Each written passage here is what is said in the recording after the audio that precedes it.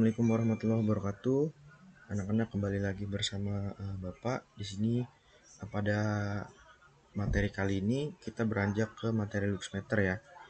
Nah, pertama-tama kita akan membahas tentang apa sih luxmeter, bagaimana sih cara kerjanya, gimana sih prinsip kerjanya, dan alatnya itu apa sih ya? Kan ada tuh alat luxmeternya.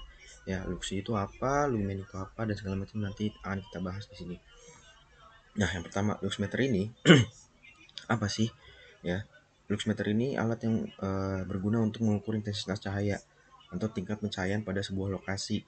Ya, jadi bisa dilihat pada gambarnya itu ada sensornya yang berwarna putih seperti bola ya.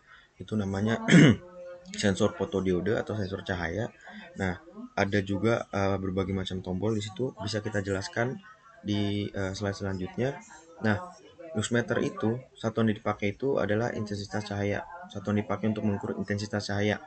Ya, satuan lux termasuk dalam sistem satuan internasional. Alat ini mengetahui besaran intensitas cahaya nih pada ruangan. Ya, untuk diuji seberapa besar penerangan yang cukup di ruangan tersebut. Hasil alat ini tuh bisa membantu seberapa banyak dan tipe lampu seperti apa yang cocok untuk dipasang di setiap ruangan nih. Ya, jadi intensitas cahaya di setiap ruangan tuh beda-beda tuh, ya. Nah, intensitas cahaya yang beda-beda itu akan menghasilkan standar yang berbeda. Jadi standar dari nasional itu berapa untuk intensitas cahaya pada suatu ruangan tersebut. Nah, bagaimana cara pengkalibrasiannya nih? Ya, alat ukur ini dilakukan antara sumber cahaya dan sensor sebesar 100 cm atau 1 meter ya. Jadi bisa kita lihat pada gambar ya, sensor cahayanya atau alat luxmeternya ini ya di pada lampu itu kita ngukur jaraknya itu adalah 1 meter gitu. Jadi nggak boleh kurang, nggak boleh lebih gitu. Jadi untuk mendapatkan intensitas cahaya yang cukup, untuk mendapatkan intensitas cahaya yang standar ya, kita mengukurnya itu dari 1 meter di bawah lampu gitu ya.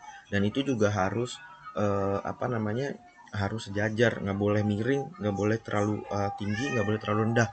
Kalau terlalu tinggi atau terlalu rendah, nanti intensitas cahayanya tidak secara maksimal menunjukkan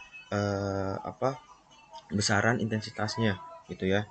Nah, posisi tegak lurus untuk mendapatkan sumber cahaya digunakan lampu dilakukan di sebuah kondisi yang ruangan gelap ya. Kalau misalkan di ruangan yang terang ya, semuanya terang, itu nanti cahaya-cahaya yang masuk dari luar akan masuk ke sensor tersebut dan membaca intensitas cahaya yang dari luar. Jadi kita harus melakukannya di ruangan yang gelap. Otomatis kalau misalkan ada 4 titik cahaya di ruangan kita, nah ada 4 titik lampu ya, kita matikan 3 lampunya, satu lampunya kita nyalakan. Ya, jadi gelap, yang lainnya sementara di satu titik itu terang. Begitu cara mengukurnya. Hindari memegang sensor tangan ya. Jadi kalau misalkan kita menutupi sensornya dengan tangan kita atau dengan benda-benda lain yang menutupi sensor, itu tidak akan terbaca. Pengkalibrasiannya itu akan tidak terbaca. Ya, jadi sebisa mungkin jangan menghalangi sensor cahaya ya. Nah, kondisi lingkungan seperti yang tadi di pantulan cahaya itu dari luar yang mungkin mempengaruhi hasil pengukurannya.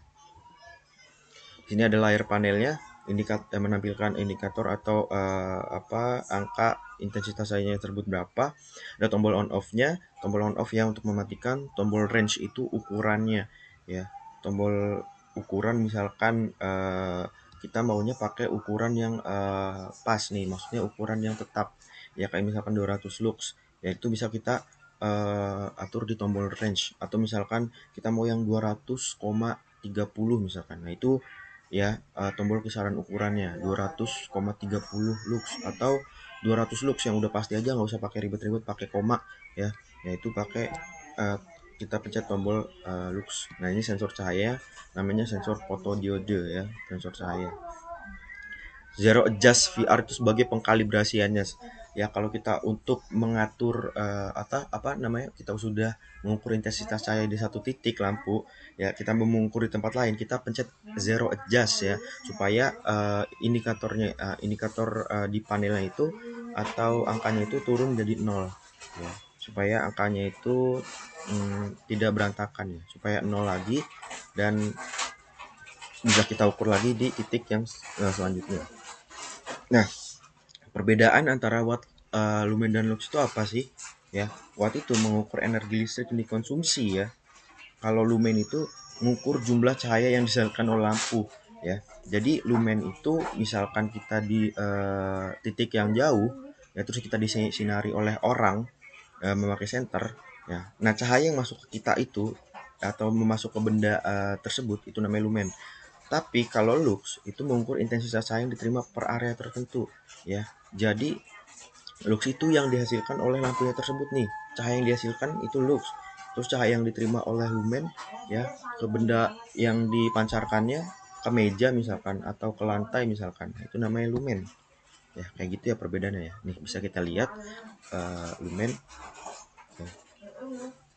Nah, seperti itu. Nah, ini untuk gambar kerjanya ya. Ini kita bisa lihat nih, ya sangat detail sekali.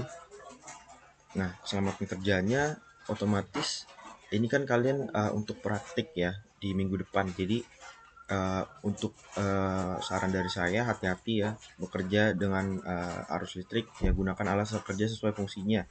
Kerjaan sesuai prosedur, tanyakan bila nggak tahu ada permasalahan segala macam, laporkan prosedur ke K3 jika bermasalah. Tapi kalau luxmeter ini kan nggak berkaitan dengan arus ya, jadi aman-aman aja, kecuali yang kemarin-kemarin kalian praktik ya, praktik tentang fast sequence atau fasameter ya, atau tang ampere yang berkaitan dengan mengukur RST atau mengukur arus listrik, itu emang harus hati-hati ya, karena kemarin kan ada yang meledak tuh ya, jadi harus hati-hati juga langkah kerjanya. Ukur dengan meteran ya, jadi kita tandai dengan meteran nih 1 meter dari atas ke bawah ya, dan tandain titik-titik pengukuran yang akan dilakukan. Atau kalau bisa kita ngukur pakai penggaris ya, supaya itu tuh sejajar dan tidak keluar dari jalurnya. Supaya sejajar kita pakai penggaris yang 1 meter, terus kita ukur seperti ini ya, ukur seperti ini. Untuk alatnya kita sandingkan ya. Setelah ditunggu sejenak, hasil pengukuran akan muncul layar panel. Cara membaca hasilnya bergantung range yang dipilih ya. Yang tadi saya bilang range yang dipilih itu kalian mau yang hasilnya tetap seperti contoh 200 lux ya, atau misalkan 200, berapa lux, atau misalkan 0, berapa lux. Nah gitu ya, serah kalian. Pengukuran beberapa kali ya, jadi di job sheet kalian sudah dijelaskan pengukurannya berapa kali, kalian tinggal ikuti saja. Kalau misalnya 3 kali ya, ada 4 titik ya. Nanti untuk demonstrasinya saya akan demonstrasikan di minggu selanjutnya. Ini standar lumen dan lux pada sekolah nih ya. Kalau misalkan di ruang kelas itu 300 sampai 500 lux. Kalau misalkan di bawah itu atau di atas itu berarti kalian ngukurnya ketinggian ya, enggak 1 meter atau di bawah gitu. Nih, kalau misalkan kalian udah 1 meter nih misalkan, tapi masih di bawah, nah berarti itu mungkin nggak standar ya. Nah itu lampunya mungkin udah harus diganti karena mungkin udah rada redup gitu ya.